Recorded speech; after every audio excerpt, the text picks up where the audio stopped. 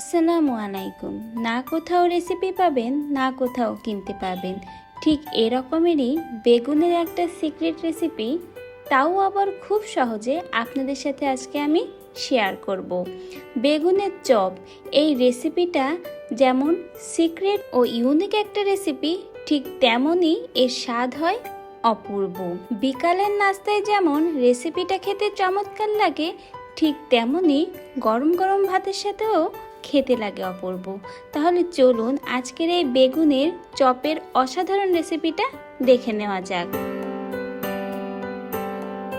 বেগুনের চপের রেসিপিটা করার জন্য এখানে আমি একটা মিডিয়াম সাইজের বেগুন নিয়েছি আর সাথে নিয়েছি একটা মিডিয়াম সাইজের আলু। আপনারা যে পরিমাণে করবেন সেটা বুঝে বেগুনের পরিমাণ এবং আলুর পরিমাণটা বাড়িয়ে দিবেন। সবসময় কিন্তু বেগুন বিভিন্নভাবে রান্না করে খাওয়া হয় বা বেগুনি বানিয়ে খাওয়া হয়, চপের রেসিপিটা কিন্তু সচরাচর করা হয় না। তো সেজন্যই আজকের এই ইউনিক রেসিপিটা আপনাদের সাথে শেয়ার করছি, আশা করি ভালোই লাগবে।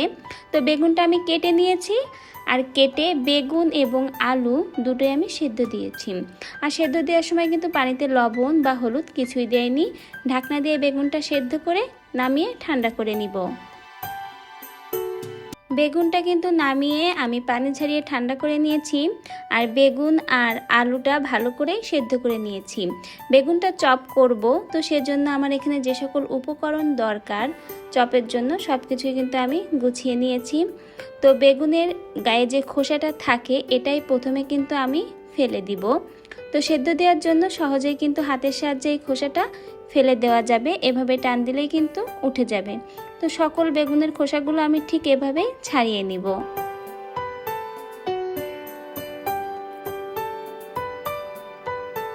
বেগুনের গায়ের খোসাগুলো ছাড়ানো হয়ে গেলে বেগুন আর আলু আমি একসাথে কিন্তু হাতের সাহায্যে মেশ করে নিব।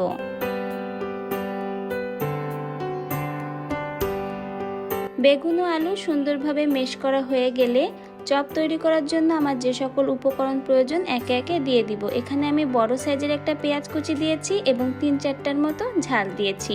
সাথে দিচ্ছি স্বাদ মতো লবণ এবং কালারের জন্য সামান্য একটু হলুদ। সুন্দর একটা ঘ্রাণের জন্য দিচ্ছি 1/2 চামচের মতো ভাজা জিরা গুঁড়া।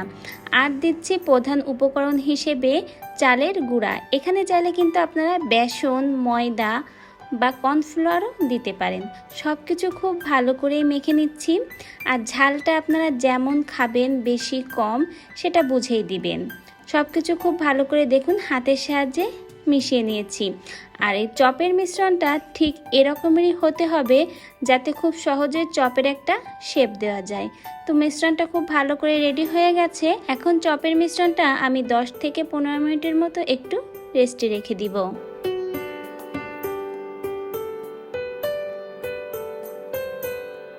এখন চলে এলাম বেগুনের চপটা ভাজার জন্য। প্যানে তেল দিয়ে খুব ভালো করে কিন্তু গরম করে নিতে হবে। তেলটা ভালো করে গরম হলে চুলার আঁচ কমিয়ে মিডিয়াম আঁচে রেখে একে একে বেগুনের চপের মিশ্রণগুলো দিয়ে দিতে হবে। আমি এখানে ঠিক এরকম শেপ করে দিচ্ছি। আপনারা যেরকম শেপের চপ পছন্দ করবেন ঠিক সেই রকম শেপ করে দিবেন। আর বেগুনের চপগুলো আমি রেগুলার সয়াবিন তেলেই ভাজছি, আপনারা চাইলে সরিষার তেলেও কিন্তু ভেজে নিতে পারেন। বেগুনের চপগুলো ভাজার জন্য দিয়ে দিয়েছি। এখন কিছুটা সময় একটা সাইড ভেজে নিব। কিছুটা সময় ভাজা হলে এখন আমি উল্টিয়ে অন্য সাইডটাও দিয়ে দিব। আর চপটা কিন্তু মিডিয়াম আঁচে রেখেই ভাজতে হবে যাতে খুব ভালো করে ভেতর পর্যন্ত ভাজা হয়। উল্টিয়ে আমি সব চপগুলোর অন্য সাইডটাও ভেজে নিব।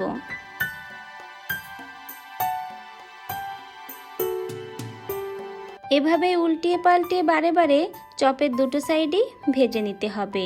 তো এরকম যদি নতুন নতুন রেসিপি আপনি আমার চ্যানেলে পেতে চান তাহলে অবশ্যই চ্যানেলটিকে কিন্তু সাবস্ক্রাইব করে পাশে থেকে যেতে হবে। আর ভিডিওটা যখন দেখবেন অবশ্যই লাইক করে দেখে নেবেন। তো চপটা কিন্তু দেখুন খুব সুন্দর করে বাদামি কালার করে আমি ভেজে নিয়েছি। বেগুনের চপগুলো কিন্তু ভাজা হয়ে গেছে। এখন আমি চুলার জালটা নিভিয়ে দিব। আর গরম গরম এই চপটা খেতে কিন্তু খুবই অসাধারণ লাগে। একঘেয়ে বেগুনের তরকারি বা বেগুন ভাজি বা বেগুনি না খেয়ে কিন্তু ভিন্ন স্বাদের এই চপটাও আপনারা বানিয়ে খেতে পারেন। তো একটা বেগুনের চপ আমি আপনাদের ভেঙে দেখাচ্ছি। দেখুন ভেতরটা কতটা সফট হয়েছে আর বাইরের দিকটা কিন্তু একেবারেই মুচমুচা। খুব সহজভাবে কিন্তু অল্প সময়ে এই চপটা কিন্তু ঝটপটই তৈরি করে নেওয়া যায়।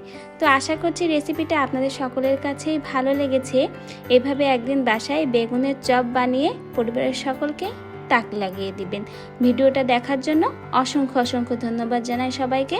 সবাই অনেক ভালো থাকবেন।